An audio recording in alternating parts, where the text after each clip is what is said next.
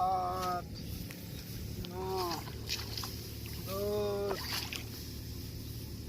11, 12, 13, 14, 15, 16, 17, 18, 19, 20।